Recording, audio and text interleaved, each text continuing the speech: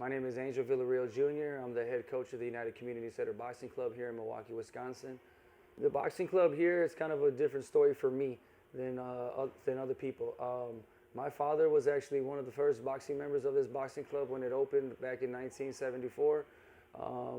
What happened was my father stopped boxing. He was a 20-year-old young man, and my mother was pregnant. They were married, and so he stopped training. And then so about in 1984, when I was 7 years old, he came back into the gym and was training with who was the head coach until I became the head coach, Israel Acosta. My father brought me back in the gym, and when my father was sparring with him and working out with him, and so I kind of grew up in the gym. I grew up with boxing gloves in the house, and ever since that, since he brought me back in '84, though, we've always kind of been in and out the gym, and I've always loved boxing, and I never thought, there's never a day I thought back then that I would be the head coach or anything like that. I mean, to be the head coach and know that this would be my role in the community and in the gym, like I never would have thought that, man.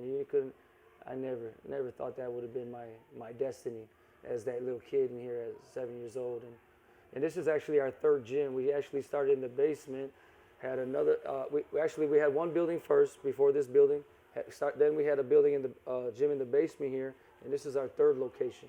And we're looking on our fourth location because we've already outgrown this one now. We have a real diverse program, a little bit of everybody. I got people that come drive from different cities.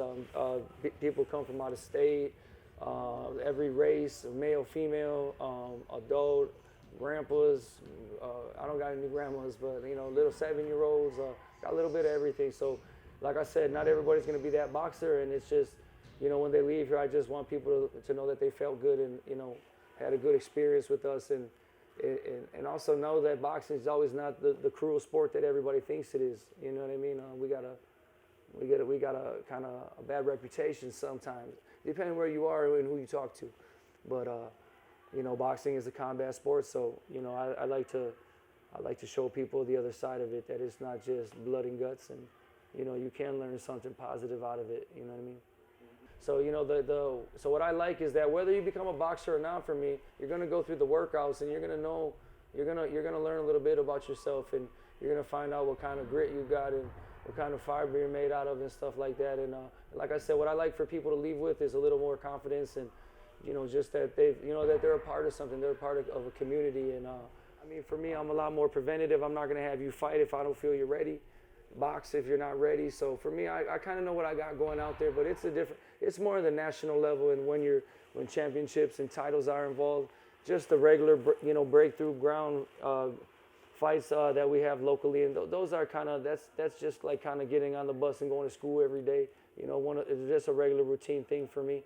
I remember the days I was nervous for those kind of shows, but that's just getting experience and things like that. Now that I've been coaching different levels of boxing, that just comes with the territory of just like if you're on the job for 10 years, you have 10 years experience now. So you would like to think that you got some decent amount of experience.